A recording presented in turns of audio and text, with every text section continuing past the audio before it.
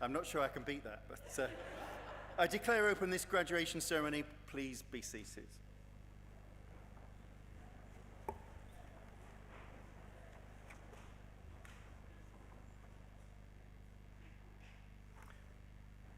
Friends, colleagues, graduating students, you're very welcome to this Ulster University graduation. It really is truly lovely to see you here this afternoon. Before we get started formally, I want to say one word to you, the class of 2022, and that is congratulations. Well done.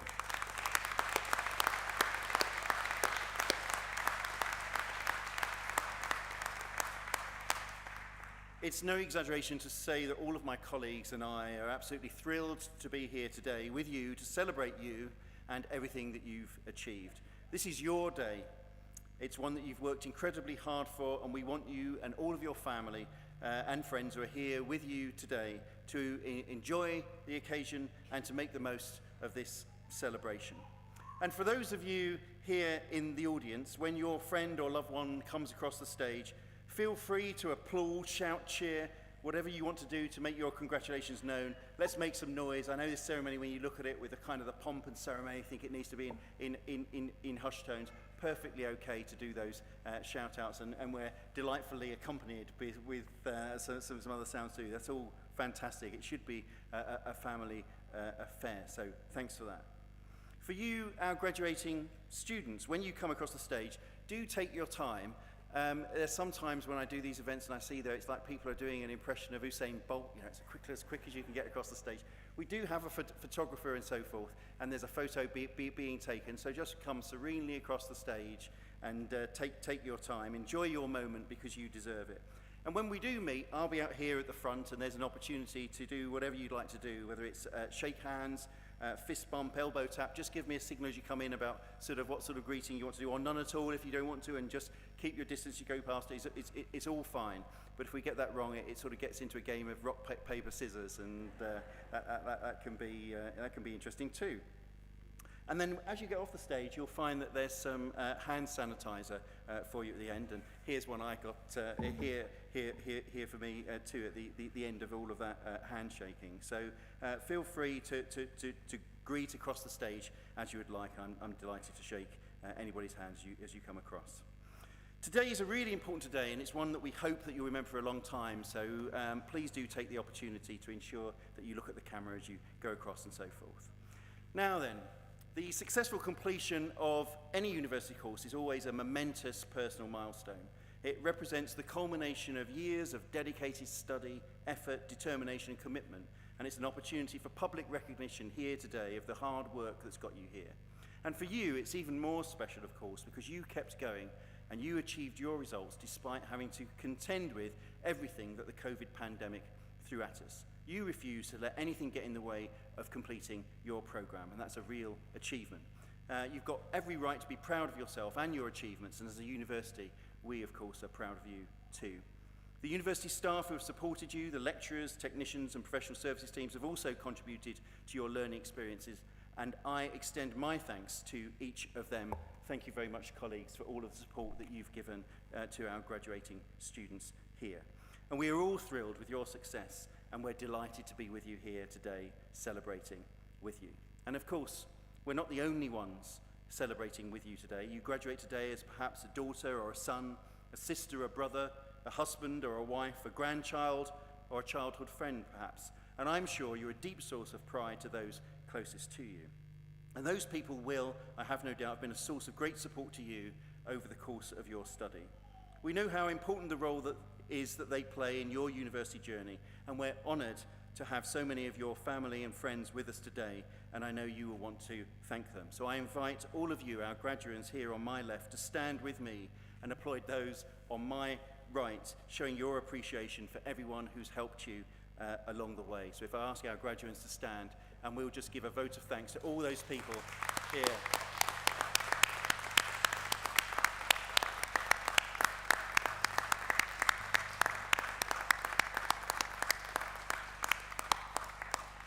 Thank you, and thank you for your support in helping me honour those people and their important roles. And it really is truly delightful to see you all here this afternoon and to participate in this celebratory event. As a university, our very purpose is to be a transformative influence. Of course, a critical part of that is ensuring that our students develop knowledge and skills that they need to take the next steps in their chosen careers. One measure of the success is, of course, the qualification that you on my left are going to get this afternoon. Harder to measure, of course, but just as important at your Ulster University is the ambition we foster, the self-belief that we develop, and the hope and potential that is so evident here today in you. We truly believe that you have everything it takes to make a more positive impact in your chosen field and on our society more broadly. Sometimes during these events, we like to draw inspiration from the day itself. And on this day, 30th of June, in 1938, Superman first appeared in DC Comics. And Superman tells us there's a superhero in all of us. We just need the courage and put on the cape. As you graduate today, we hope that the experience you have had here, the knowledge you have gained, the skills you have developed, the friendships you have made, will give you the courage to put on the cape, at least metaphorically, fulfill your potential and be the superhero of your own life story. So in that spirit, be bold, be brave, be determined, and believe in yourself. Indeed, Sheryl Sandberg once said, being confident and believing in your own self-worth is necessary in achieving your potential. So regardless of your subject area, you're now the disruptive innovators, the critical thinkers, the problem solvers, the creative minds, the entrepreneurs, the visionaries who will have such an influence in the future of our society. And as you go out into that wider world, please don't underestimate the degree to which your fresh thinking is really important. I know that it's daunting when you go out into those jobs that you graduate into and you think you're the new person. But you are the future. People are employing you and working with you and taking counsel from you because of that fresh thinking that you bring. So I'll say it again, believe in yourself. Because at Ulster University, we certainly believe in you. As the great Italian artist Michelangelo said, the greatest danger for most of us is not that our aim is too high and we miss it, but it's too low and we reach it. So I urge you to aim high, and Ulster University will continue to support you as you do. Indeed, you're now part of a vibrant, welcoming, supportive and inspiring Ulster University alumni community. We will remain some of your biggest champions and supporters. We'll continue to provide you with the opportunities to stay involved with the university through your lives. And although many of you have left the university campus, you're not leaving the Ulster University network. As part of a vibrant and active alumni community, which represents the more than 200,000 graduates spread all over the world, I would encourage you to keep in touch with us. Because we do want to keep up to date with how you're getting on and to celebrate your successes with you, but we also want to continue to provide you with the opportunities for partnerships, for collaborations, and indeed to inspire those who will follow you through the corridors of this university. For you, leave behind a legacy for them, a legacy of success and accomplishment that will empower them and their ability to achieve. Don't underestimate that and the impact you're already having in the world. For now, let me finish with the words of renowned educationalist Michael Josephson. Take pride in how far you've come. Have faith in how far you can go, but don't forget to enjoy the journey. So I'd ask you to enjoy your day today, and on behalf of all of us, congratulations again. Thank you.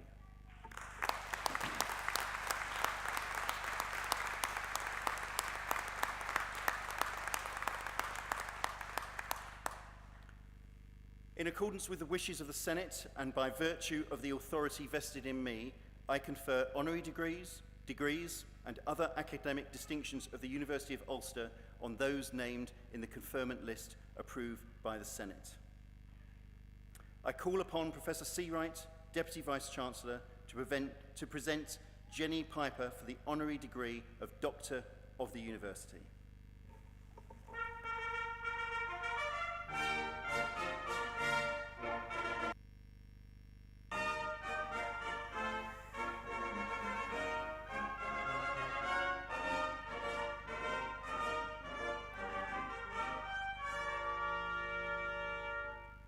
Vice-Chancellor, Pro-Chancellors, academic colleagues, ladies, gentlemen, and graduating students. Jenny Piper is no stranger to Ulster University. We have long been aware of and benefited from her vision and strong leadership. But it's not in her capacity as Chair of University Council or Pro-Chancellor that she joins us today, but as one of Northern Ireland's most able public servants. A woman with both natural leadership skills and great personal resilience, who has navigated around that elusive broken rung on that ladder to become the most senior civil servant in Northern Ireland at arguably the most challenging time in our recent history. Jenny was appointed the interim head of the Northern Ireland Civil Service on the 1st of December 2020, the first woman to hold the post since the establishment of the NICS over 100 years ago in 1920. In this role, she led a workforce of more than 22,000 and was responsible for a budget in excess of £20 billion. Prior to this appointment, she was Chief Executive of the Northern Ireland Utility Regulator for 7 years, again, and the first and to date only woman to have held that post. During her time, the new cross-border wholesale electricity market worth more than £2 billion went live, and she oversaw the expansion of the natural gas network across Northern Ireland. On her departure, she was praised for transforming the organisation into a more outward-looking and collaborative regulator. Jenny joined the Northern Ireland Civil Service in 1985 after graduating from Queen's University. Her first senior appointment was as Director of Energy Policy in the Department of Enterprise, Trade and Investment, where in 2004 she managed policy and legislative responsibilities in relation to the electricity, gas and renewable energy industries for over 6 years. Under her stewardship, the all-island single electricity market, Europe's first cross-jurisdictional market, was created. She became Deputy Permanent Secretary in the former Department of Social Development in July 2011, with responsibility for urban regeneration and community development, working in some of the most deprived and disadvantaged communities in Northern Ireland. She opened up dialogue with many women's groups and ethnic minority representatives to better understand their issues and priorities. Jenny has also held a number of voluntary roles, including board member positions with Business in the Community and the International Centre for Local and Regional Development, which she chaired for a number of years. Somehow, she also found the time to qualify as a yoga instructor, is a regular sea swimmer, and has a real passion for music. When you read through Jenny's CV, it is remarkable, and it's easy to be blasé about the seemingly inevitable trajectory of her career. It's clear Jenny has talent and would achieve leadership in most organisations. However, one has to work harder to read the real story and recognise the obstacles, perceptions, assumptions that she might have once faced. And it's hard to imagine that she might ever have been overlooked for promotion, yet that's exactly the sort of day-to-day challenge she did face in her early career as a young working mother. Jenny has been leaning in long before Sheryl Sandberg made lean in a thing.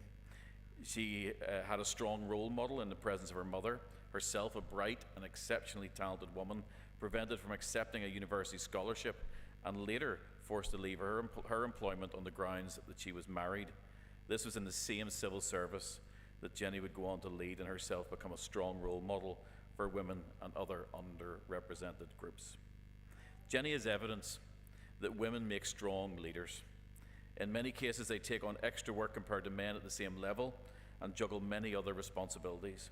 Throughout her career, Jenny has sought to advance diversity, equality, and inclusion. This type of work is critical, yet often goes unrecognised and unrewarded and rarely appears on CVs. A less well-known fact about Jenny is that one of her passions is geology. Indeed, physical geography was her BSc at Queen's University, and even with her degree choice, she was challenging gender stereotyping. I doubt a few others in this room could lecture in some detail on the provenance of the stone from which most of our magnificent public buildings in Northern Ireland have been built. While one might be forgiven for failing to see the relevance between geology and the career path that followed, Jenny put her training to good use. She related socio-economic issues or public service problems to the landscape, considering the wider context, reflecting on the genesis, the factors that have changed and influenced it, and the impact that it has on people and place. The desire to look for evidence to support options and explanations both locally and regionally, and to use technology to help research and inform thinking and find solutions. This is a lesson to all of you graduating here today. Where we start is not necessarily where we end up, but every experience is valuable learning for the next. Jenny took up post as interim head of the civil service at a particularly critical time. The Northern Ireland Executive was continuing to manage its response to and recovery from the coronavirus pandemic and prepare for the end of the EU exit transition period. In this context, Jenny was required to address immediate health, societal, economic challenges, as well as to lead on planning for the future and put Northern Ireland in the best possible place to rebuild its economy and society and transform its public services. There were many internal challenges. Some have been well documented, but specifically the post had been vacant for some time following her predecessor's retirement. The resultant appointment process had been unsuccessful, and the vacuum at the top of the civil service was a matter of public concern. As head of the service and the Northern Ireland Executive's lead advisor, Jenny brought stability into a challenging environment and hit the ground running from the confines of her dining room. One might imagine she dealt with a number of fossils also during that period.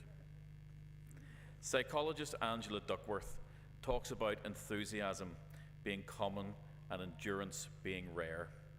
There is no doubt that Jenny Piper has shown both enthusiasm and endurance throughout her career.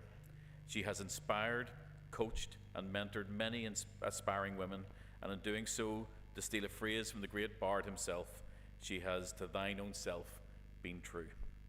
Vice-Chancellor, in the name of the Senate, I present Jenny Piper for the degree of Doctor of the University, Honoris Causa.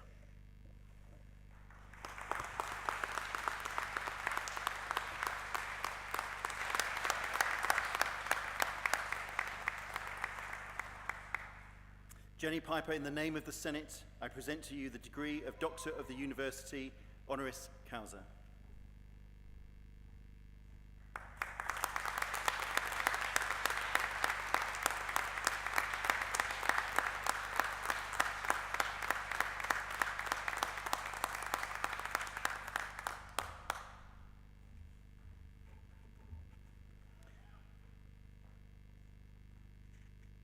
I call upon Professor Curran, Executive Dean of the Faculty of Life and Health Sciences, to present candidates.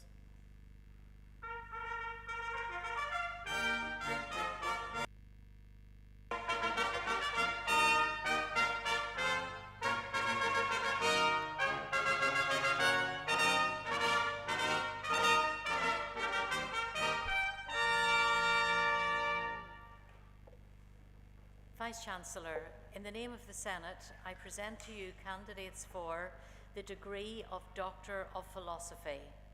Oluwashina Jacob Akinsanmi.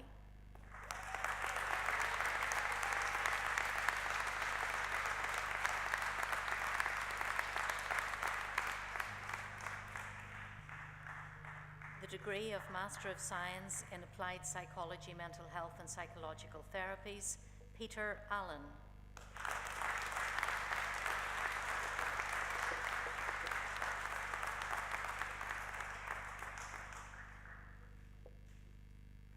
The degree of Master of Science in Environmental Management, Victoria Ann MacArthur.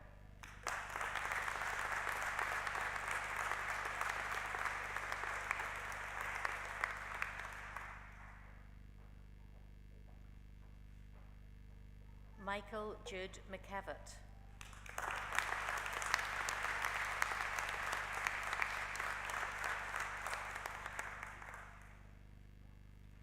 The degree of Master of Science in Environmental Management with Geographic Information Systems, Hayley Michelle Jenkins-Jones.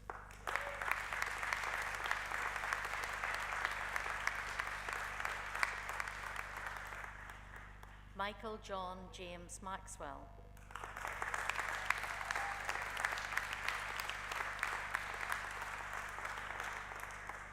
The degree of Master of Science in Environmental Toxicology and Pollution Monitoring, Catherine Brooks.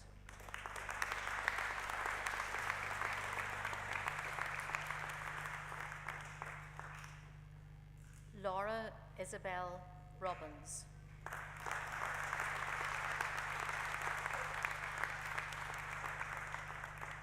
The degree of Master of Science in Geographic Information Systems, Martin Steger.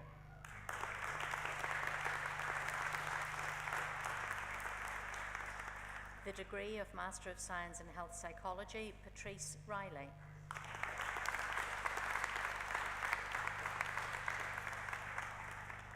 Postgraduate Diploma in Environmental Toxicology and Pollution Monitoring, Patrick Joseph Campbell.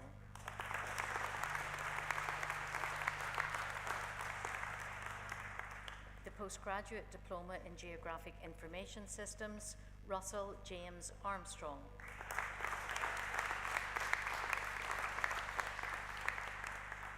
The degree of Bachelor of Science with Honours in Environmental Science and Diploma in Professional Practice, Hannah Fullerton.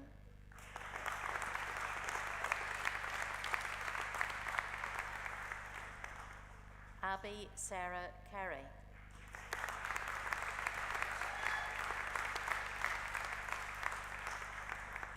Lauren McRoberts.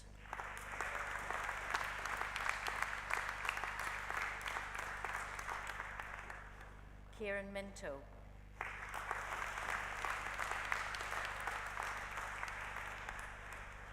Eve O'Kane.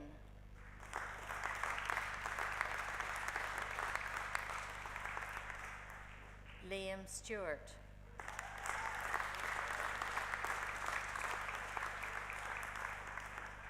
Hannah Rachel Thompson.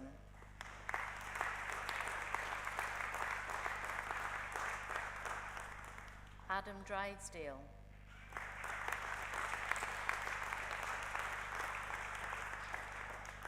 Callum Thomas Francis Ferguson.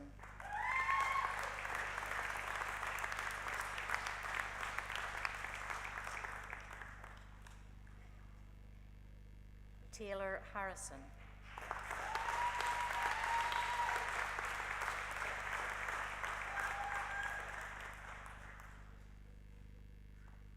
Sophie Hughes.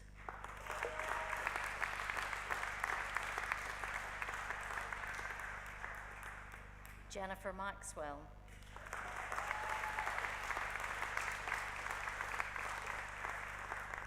The degree of Bachelor of Science with Honours in Environmental Science with Education and Diploma in Professional Practice, Joanna Kuhn.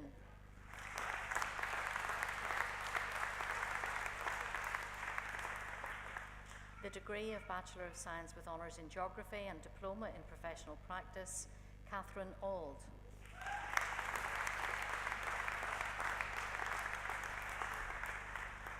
Emma Gibson.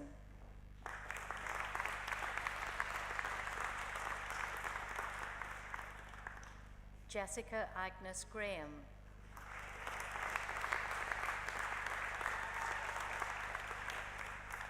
Natasha Jackson.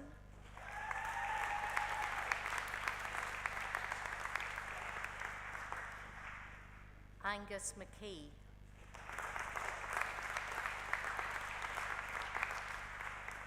Olivia Minnie Jane McKee.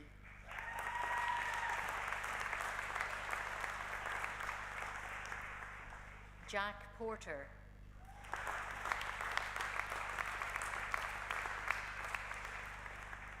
Nicole Marie Ray.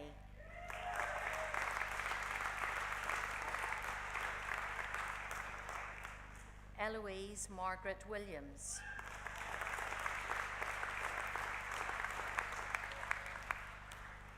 Gemma Daphne Sarah Black.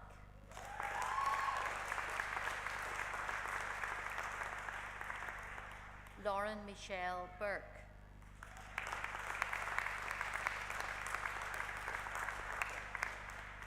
Lachlan Richard Mackey.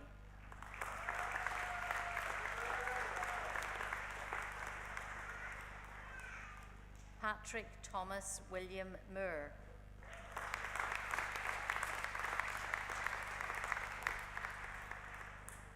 Sarah Street.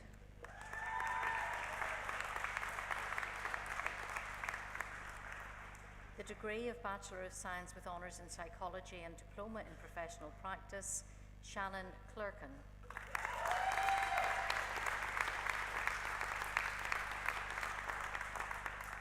Anna Lena Fort.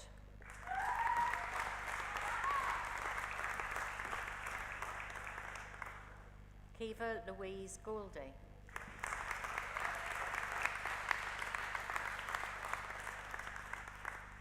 Amy Margaret Grant.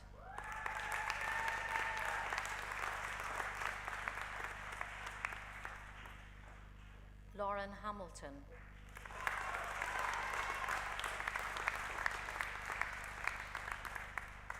Rebecca Jordan.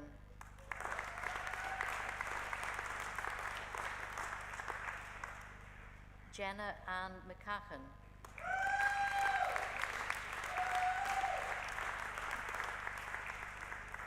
Una McCoy.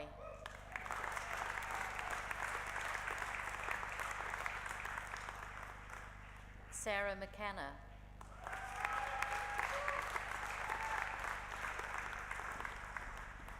Alana McMullen.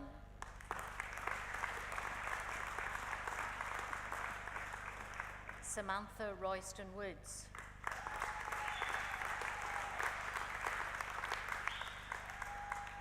Megan Sarah Wallace.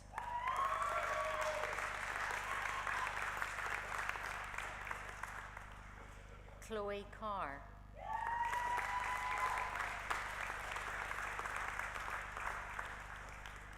Jacob Kavanagh.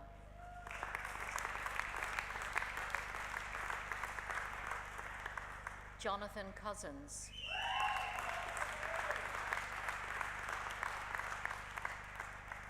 James Crawford.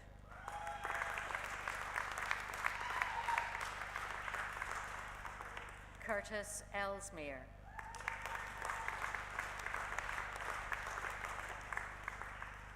Maya Golbosha.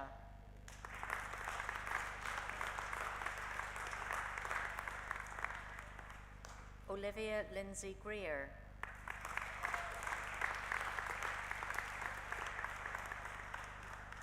Ruth Herald.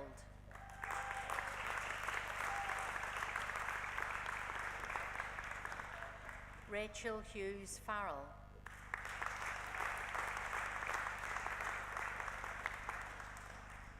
Rebecca Johnston.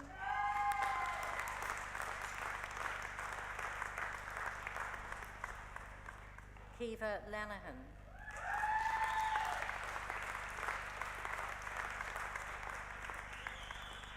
Shannon Kira McGuire.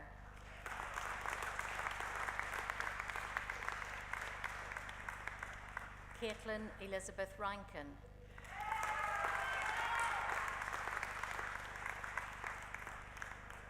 Katie Taylor.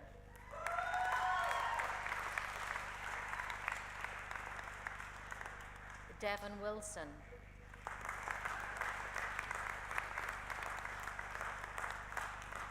The degree of Bachelor of Science with Honours in Environmental Science, Lucy Ellen Jean McCamley.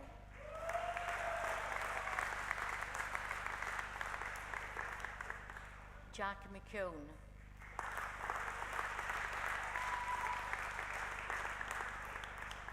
Leah Elizabeth Spears.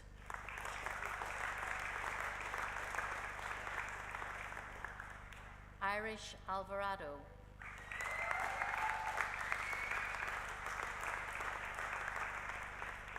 Madison Faye Carson Barrett.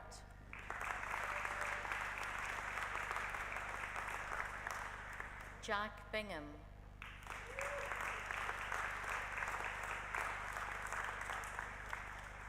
Fionette Marie Gallagher.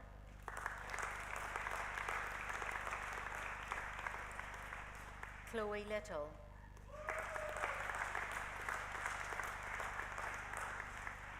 Beth Katie McKenna.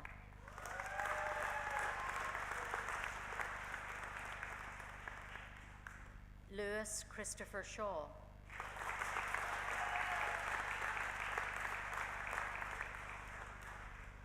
Leon Stevenson.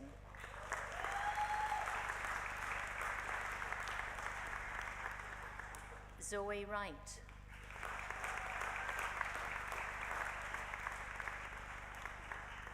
Niall Brennan.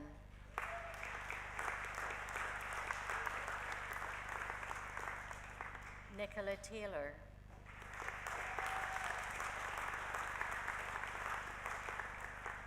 The degree of Bachelor of Science with Honours in Geography, Hannah Louise Collins.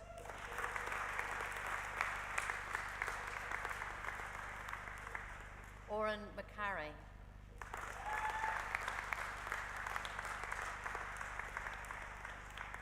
Phoebe Emily Redmond.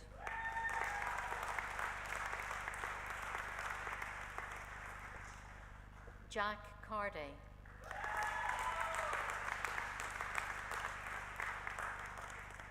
Leah Fickner.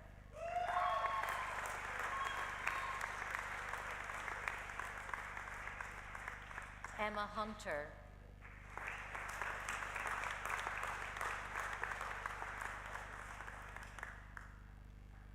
Ewan Kemp.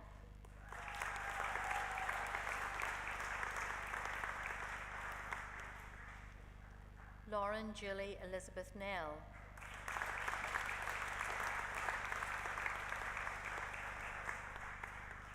Parker Lemley.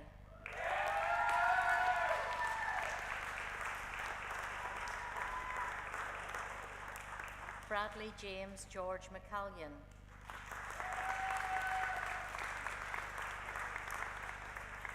Rachel Rosanna Pollock.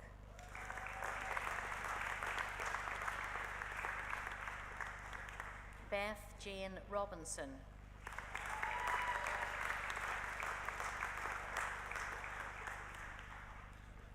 Robbie Bamber.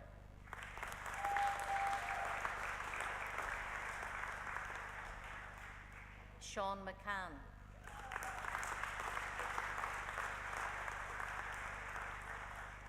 The degree of Bachelor of Science with Honours in Geography with Education, Courtney Ellen Radcliffe.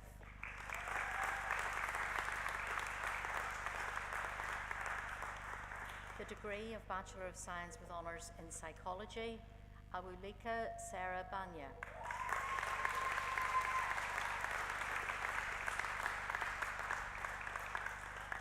Sophie Elizabeth Batchelor.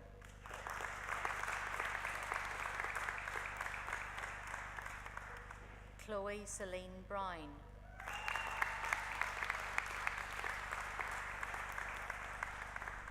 Christine Devine.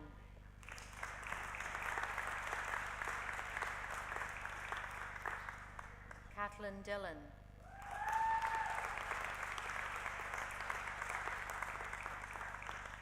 Natalia Megan English.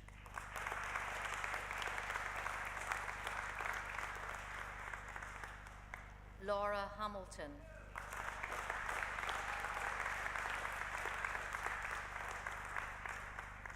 Jessica Hutchinson.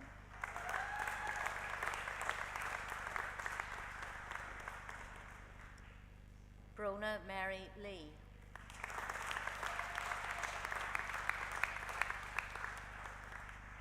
Alicia Mallon.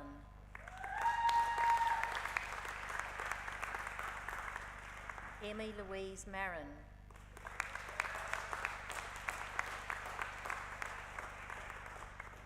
Japheth Elisha Njokola.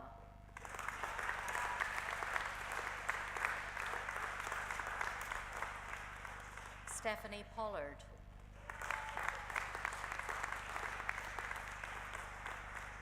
Claire Sterling.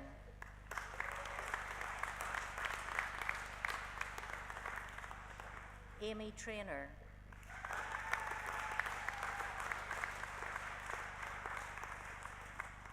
Caitlin Wilson.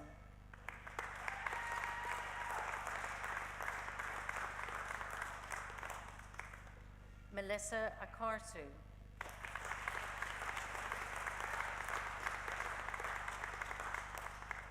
Dermot Beattie.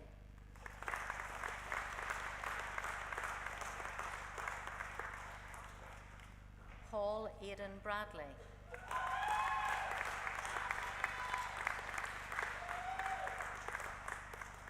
Emily Rose Candlish.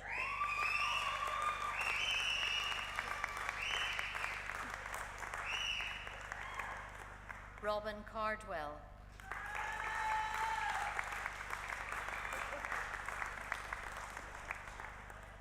Alicia Cassidy.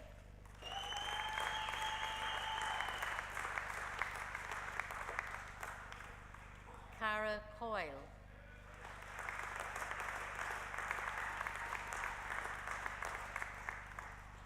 Caitlin Ailey Crawley.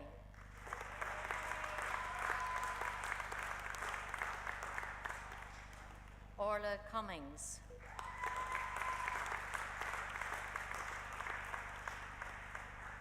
Courtney Curry.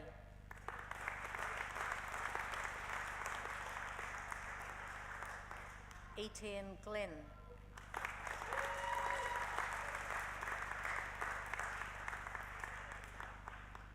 Lucy Elizabeth Gordon.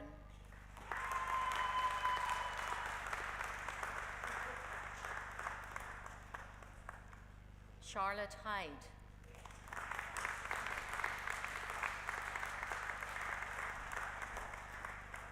Hannah Keogh.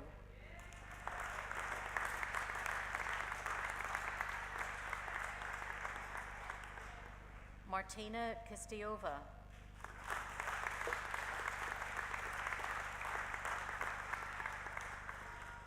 Catherine Lively.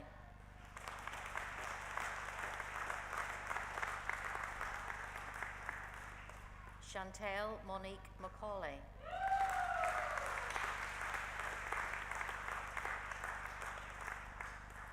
Claire Sarah Catherine McCollum.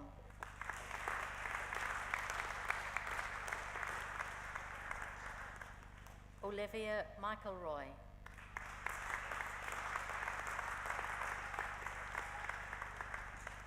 Rebecca McKee.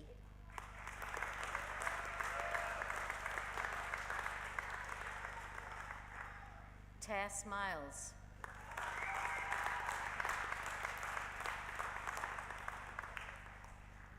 Lauren Moore.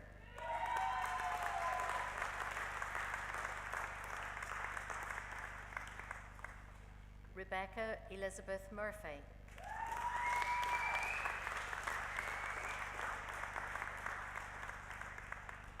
Natalia Noeli.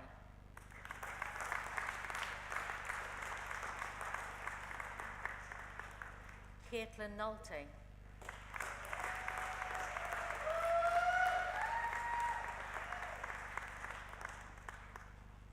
Aoife O'Neill.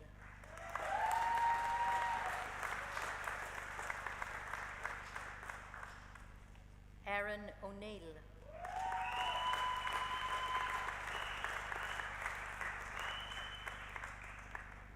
Nicola O'Neill.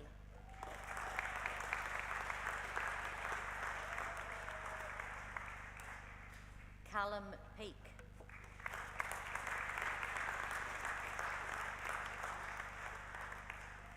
Caitlin Pettigrew.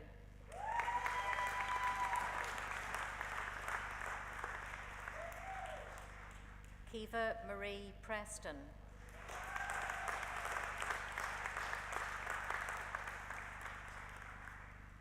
Naomi Quinn.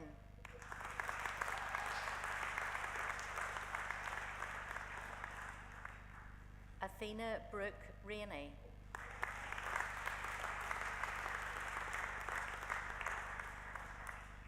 Lucy Jane Selwood.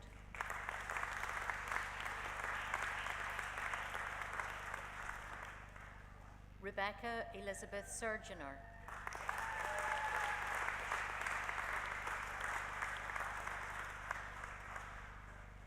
Faye Troke.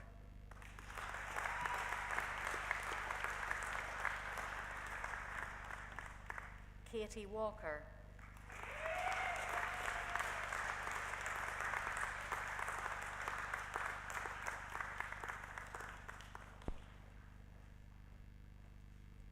Chloe Bonham.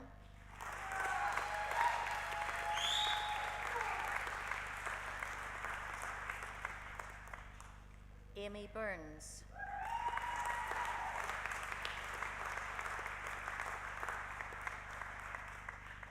Neve Susan Fleck.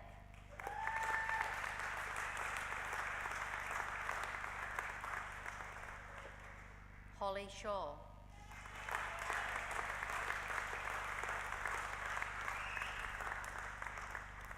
Lisa Smith.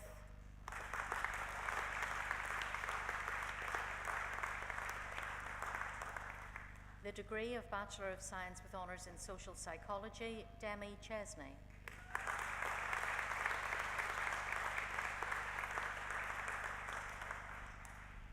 Jade Elizabeth Hetherington.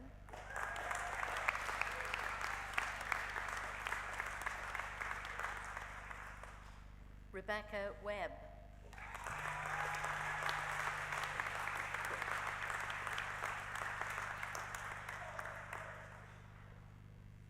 Vice-Chancellor, this concludes the presentation of candidates from the Faculty of Life and Health Sciences.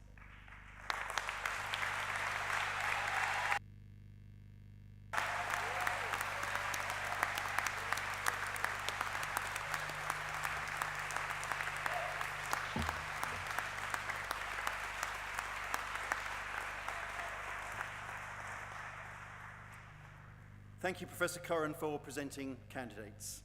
I now call upon our honorary graduate, Dr. Piper, to address the congregation on behalf of those who have been presented.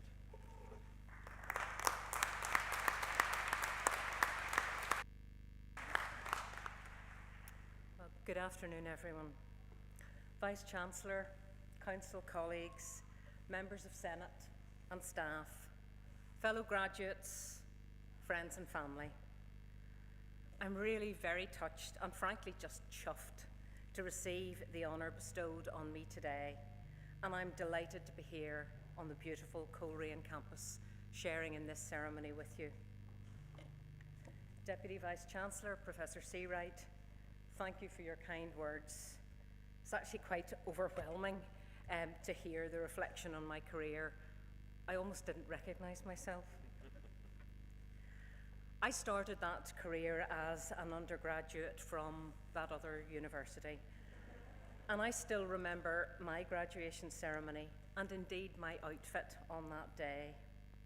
It was a turquoise blue suit, very on trend at the time, with ridiculously high-heeled cream shoes, which survived the nerve-wracking walk that you've all had to do across the stage, but were totally ruined within 5 minutes of sinking into the grass in the quad at Queen's at the party afterwards.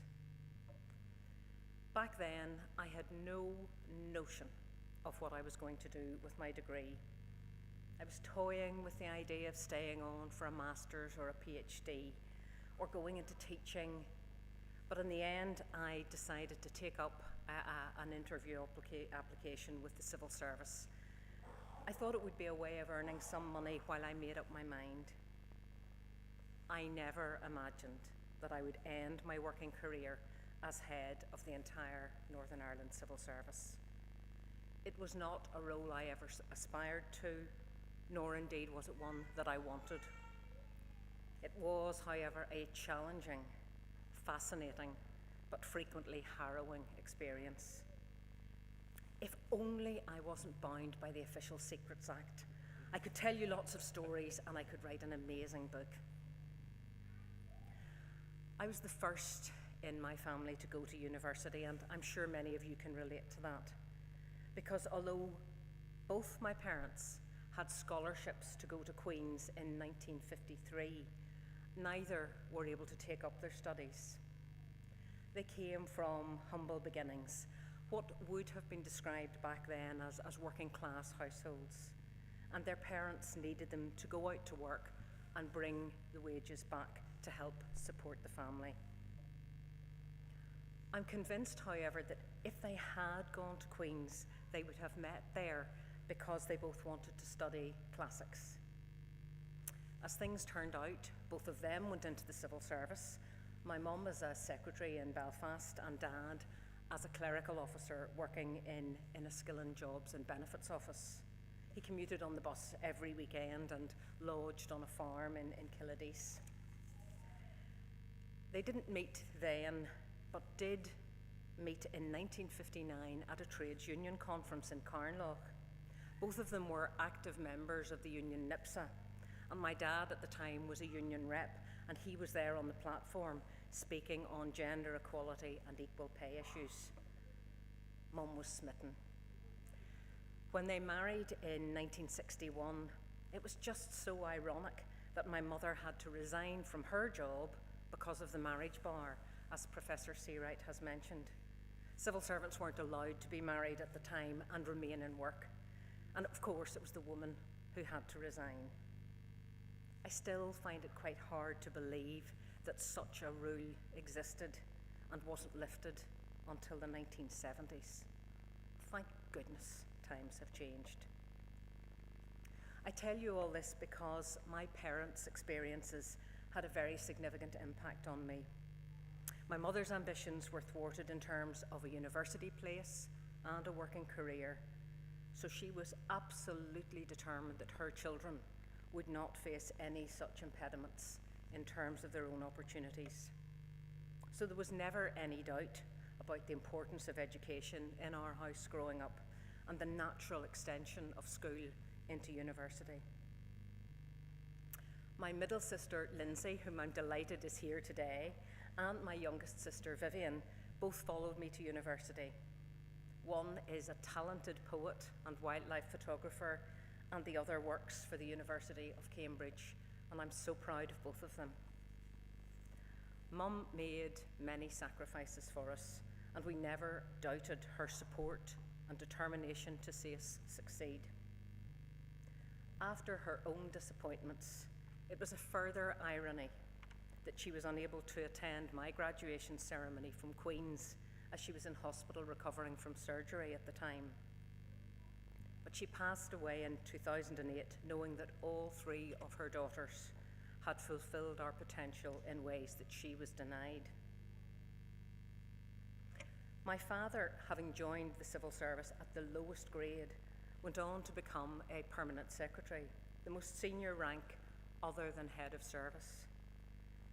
None of his peers then or since have succeeded in working their way up through the ranks as he did without the benefit of a university education. He worked on equality issues all through his career and showed me that it was possible to have a varied and an exciting career in the Northern Ireland Civil Service, with opportunities for women constantly improving. But he also taught me not to be afraid to challenge the status quo and to seek to inspire others. He was my role model and mentor throughout most of my career. And while he passed away in 2015, I know he would have been so very proud to know that I was the first ever woman to occupy the role of head of service in its 100-year history. Even though he would almost certainly have told me not to take the job, not to touch it with a barge pole, and that I was utterly mad to take on the job of interim head of service with a dysfunctional political executive and in the middle of the COVID pandemic. But how he would have loved the stories that I could have told him, especially the ones about the fossils. So I look back on my time at university with gratitude for the opportunities and experiences it gave me as a student and in preparation for my working life. But also because it was where I met my husband, Ulster, who's also here today. We've been together since Freshers Week, 40 years and a bit. We've been married for 34, and it's Alistair's love and support that has enabled me to have the career that I've had, whilst also bringing up our two children, Stephen and Sophie.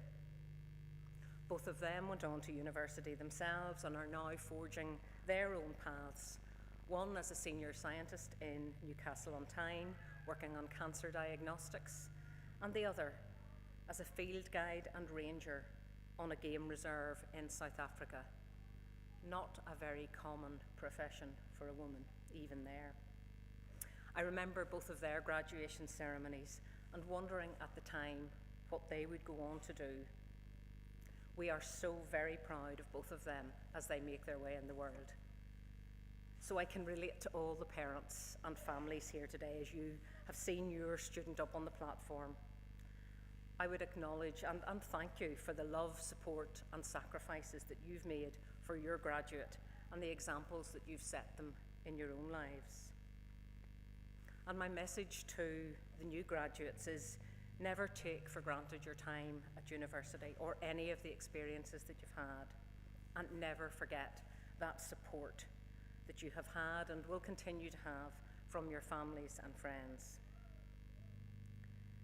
Some of you will already know what your next steps are.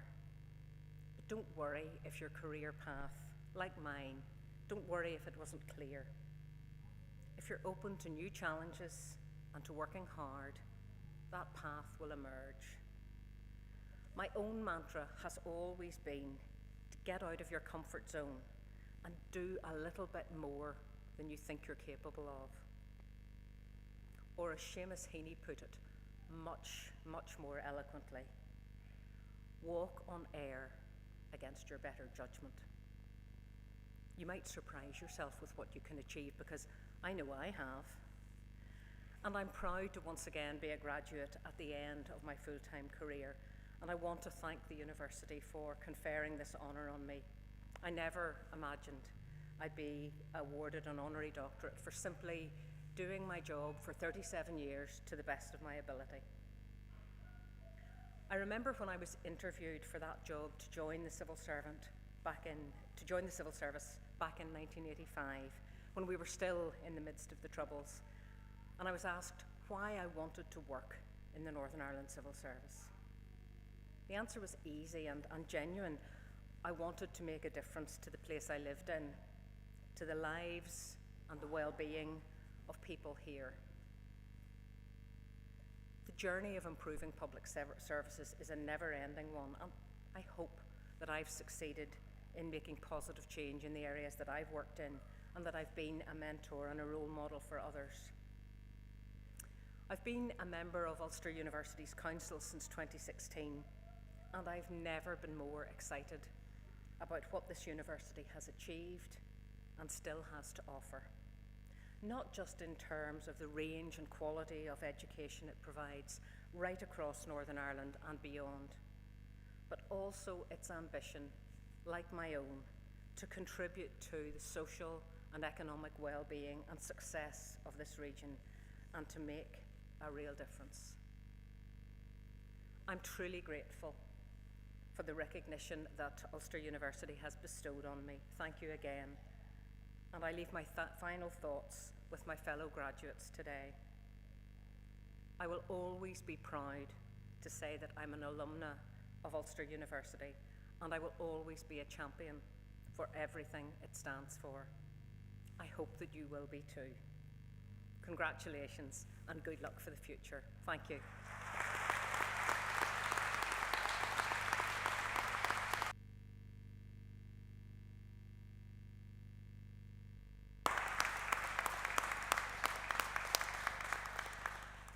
Thank you, Dr. Piper, for that message and for telling your story and for the resonance with what you said with the values of the university. Thank you very much. I now call upon Amy Merrin, a new graduate in the Faculty of Life and Health Sciences, to propose a vote of thanks.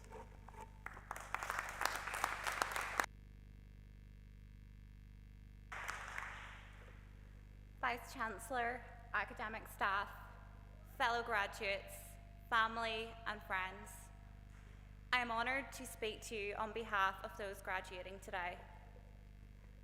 Angela Davis has said that it is in collectivities that we find reservoirs of hope and optimism. I didn't simply make friends at Ulster University. I found a community of people like me who wanted to make this place better. Despite the uncertainty generated by the coronavirus pandemic, we got through it together and we helped each other grow.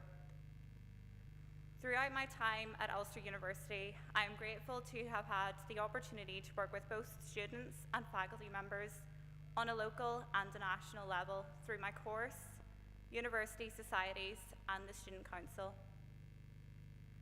My time at Ulster University was characterised by a strong sense of community and solidarity, whether it was providing a place for students to organise, or through the support of faculty and students during industrial action, as well as through the current solidarity that we show with our siblings in the States in the light of the Supreme Court decision to overturn Roe v. Wade.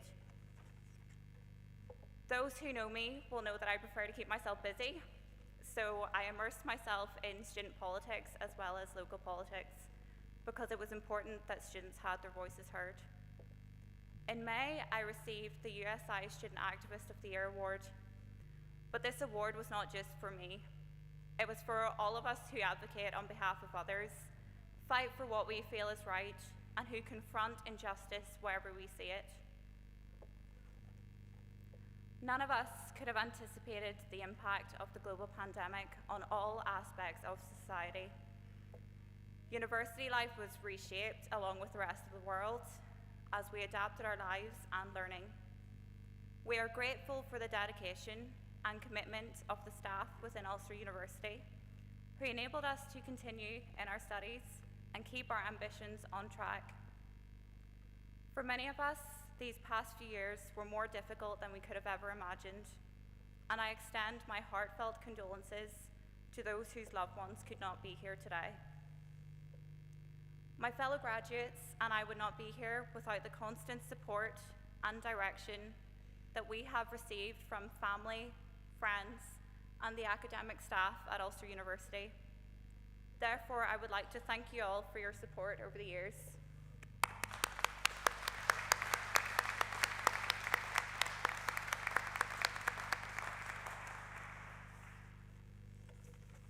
I would also like to pay a special tribute to those studying with young children and to those who have returned to full-time education after a number of years. From my own experience, I know that there were many late nights, early mornings, and sticky fingers on laptop screens, but I couldn't imagine studying any other way. I'm thankful my children have seen me as a young mother attending university and having the opportunity to show them what they can achieve. The degree certificates that we have been presented with today signify the hard work, effort, and dedication that we have made during our time at Ulster University. It is now our responsibility and obligation to apply what we have learned, not just to enrich ourselves, but also to enrich our communities and create a fairer future for the generations that will come after us. Thank you.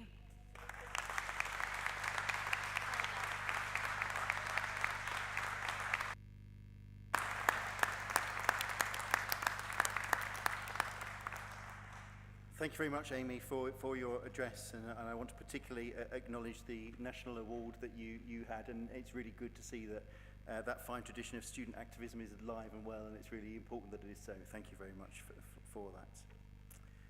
I declare this graduation ceremony closed and invite the new graduates to join the academic procession.